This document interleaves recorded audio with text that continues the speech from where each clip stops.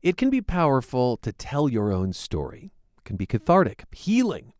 And that is core to the new CPR podcast, My Story So Far.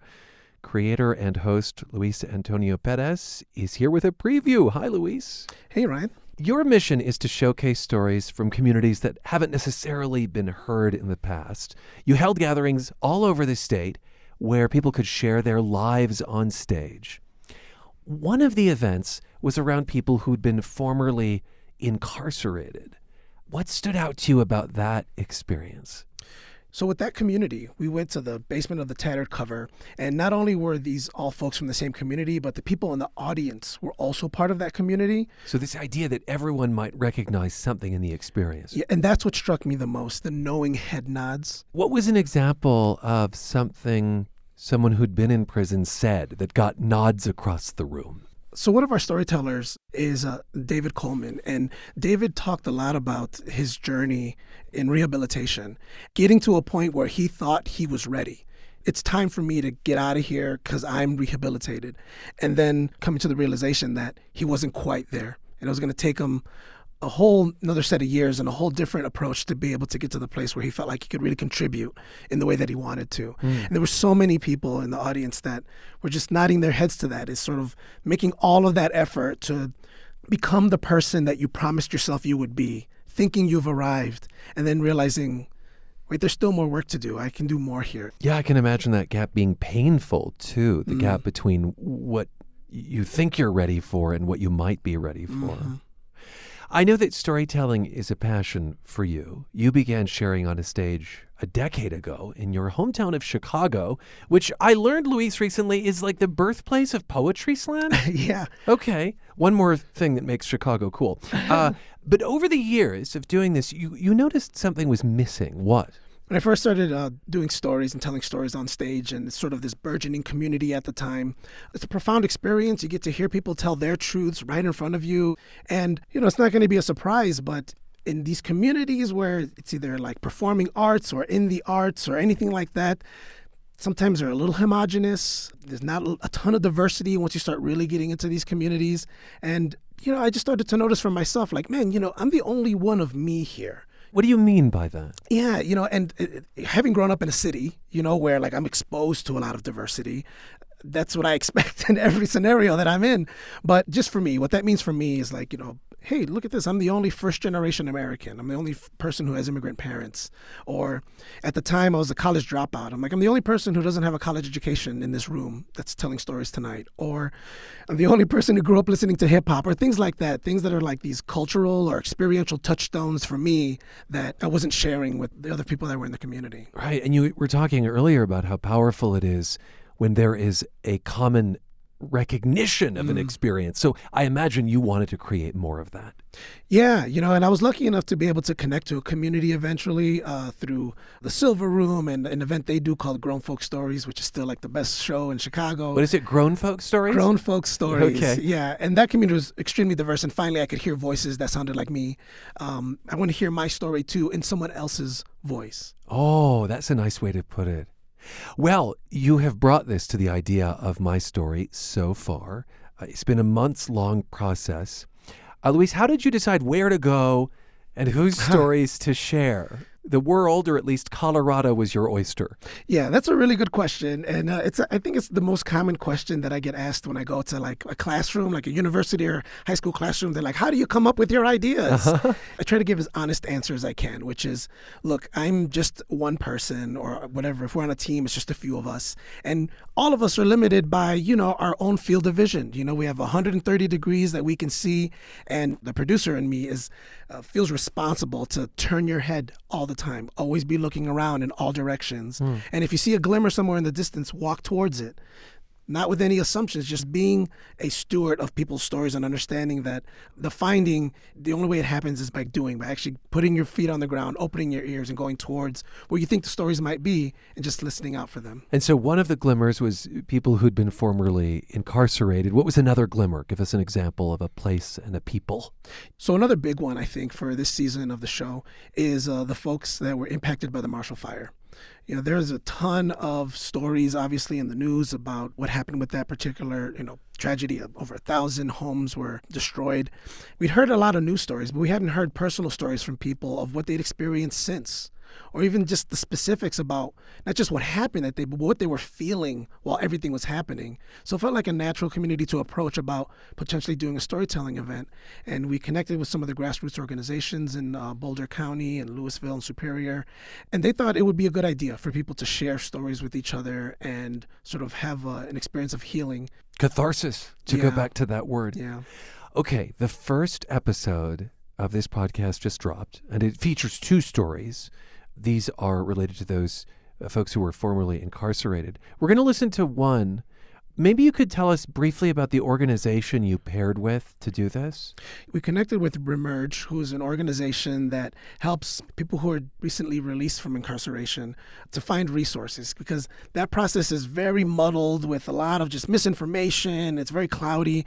And I call them like a connector or a bridge organization. I guess their idea is to not have people return to prison, fundamentally. Yeah, exactly. They're trying to reduce recidivism by helping people find the resources that they need. You mentioned that this was recorded at the Tattered Cover Bookstore on Colfax in Denver. Luis, stick around. Here is my story so far. As a professional on Capitol Hill, appearances mattered to Ashley First. They were part of how she presented herself as her career took off. But then, she spent time in prison, and now appearances matter to her for a completely different reason. Please put your hands together for Ashley First.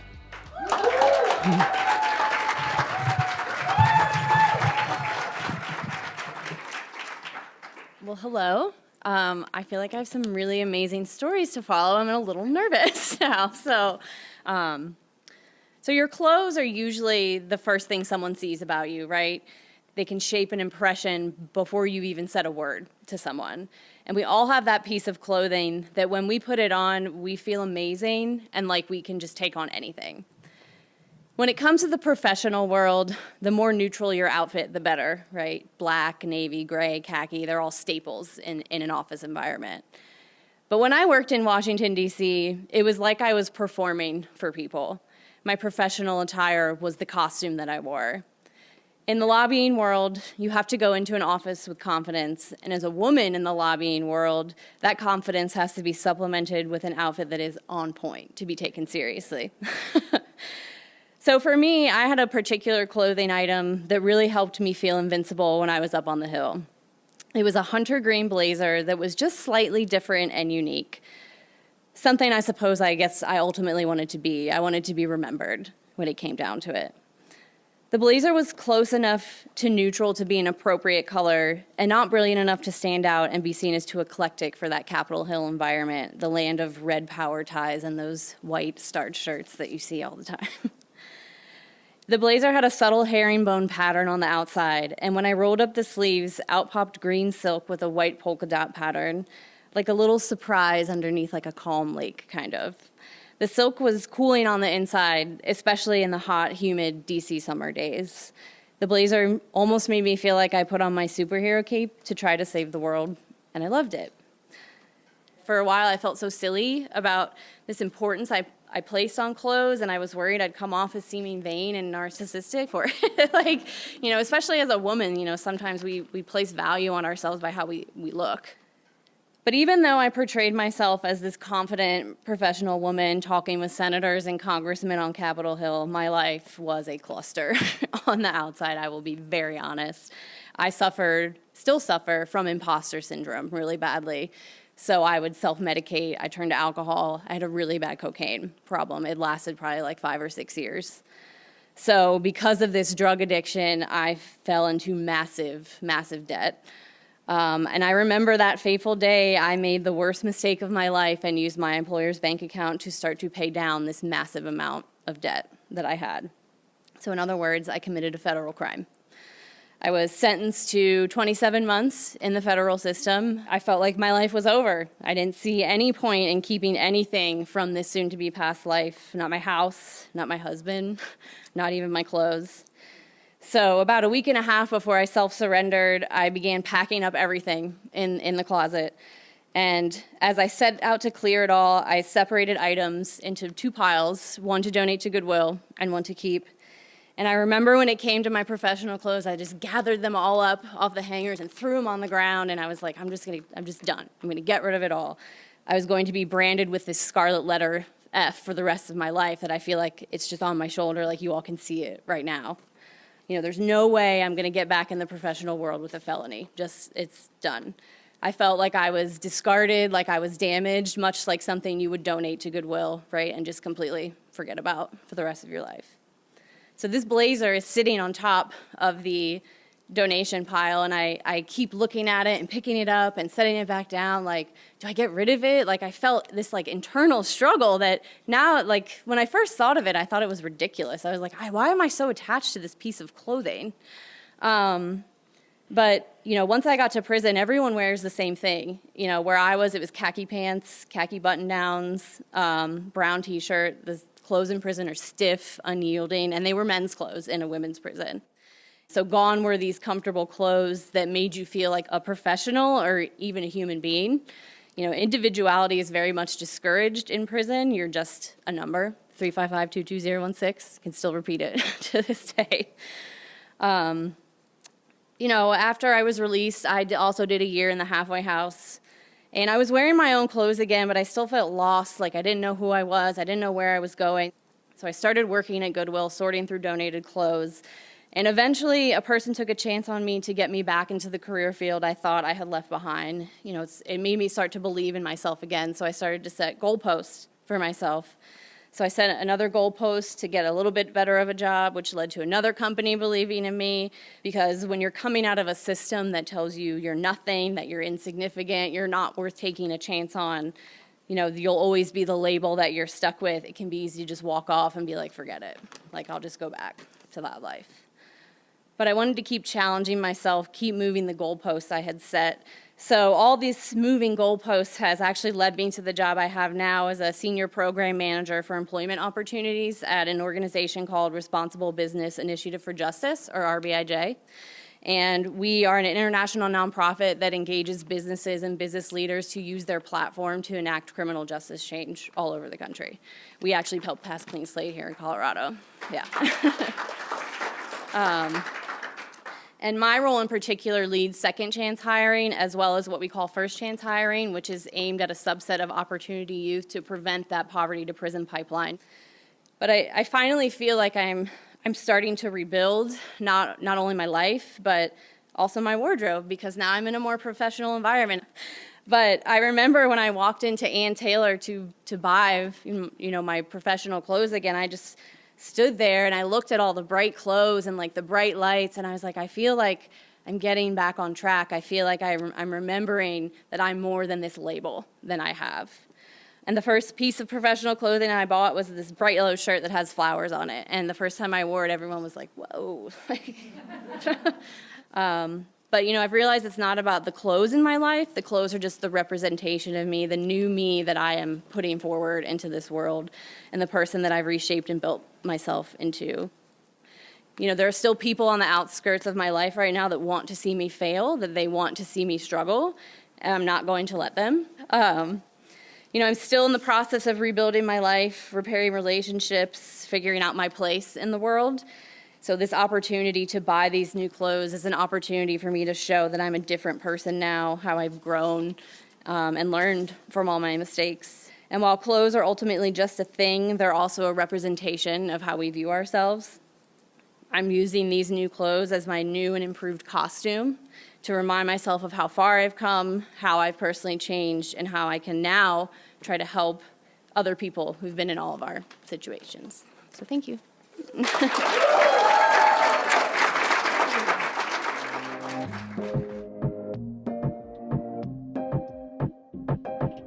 Ashley is now a senior program manager for RBIJ, Responsible Business Initiative for Justice. She leads their second chance hiring program and a new youth program called First Chance. An excerpt of my story so far featuring Ashley first. Luis Antonio Perez is creator and host of the new CPR podcast. What have you heard after these events from storytellers about their experience? I feel really connected to these folks and their stories because I'm working with them, doing just a little bit of coaching. Yeah. Just to get them comfortable and ready to share a story on stage, because part of what I love about this is most of these folks have never shared a story before, or they've never been on stage before. It must be fun to watch them succeed then. Yeah, because I'm so connected to them. I know their stories. I've heard their stories maybe 2 or 3 different iterations, and I feel so proud when I see them up there and sharing their stories and being vulnerable. And it's hard. As they say, the scariest thing is standing in front of a bunch of people and just saying anything, really. I agree. I almost want to be coached for a second, please. What's a piece of advice you give to folks? Because I imagine there are some commonalities, right, among kind of first-timers. It's really important to me that this is accessible, that people are coming in feeling like they can share stories, because they can. This is not a mystical thing. Everyone has a story to share, and we all do it. So often what I'll do is I'll just start by saying, listen to me, Ryan.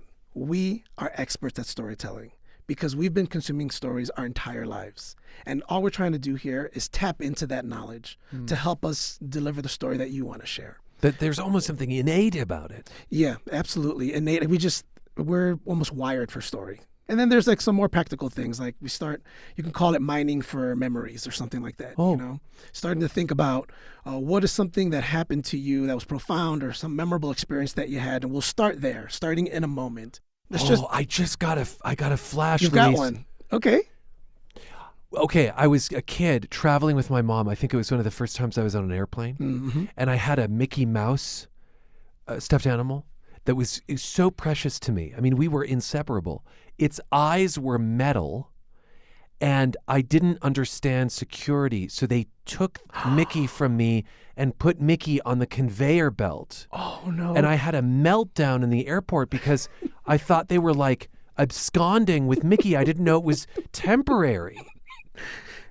That's an excellent story. See, you don't need any coaching, Ryan. You're really good. But something that I might ask is tell me more about the place. Like, describe it to me. Describe it was at the airport at the security line. Yes. Describe it to me. The hustle and bustle, surrounded by strangers, in a strange experience. And that was literally my safety blanket. It was taken away. It was taken away. And how did you feel like in that moment? Like in your body, how did it feel? Terror. Yeah.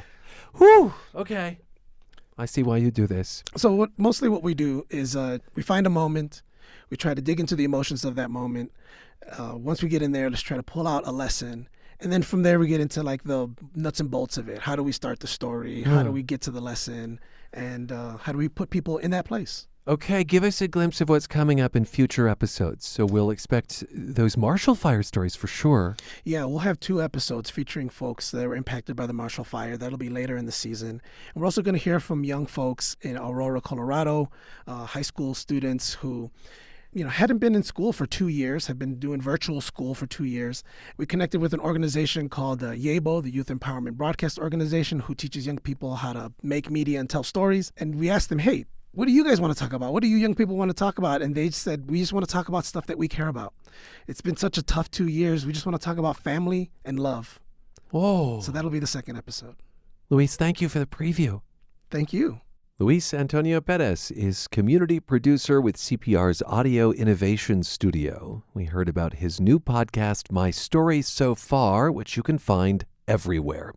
And if you have a story to share, or you know a community that Luis should visit, email communityvoices@cpr.org. Again, communityvoices@cpr.org.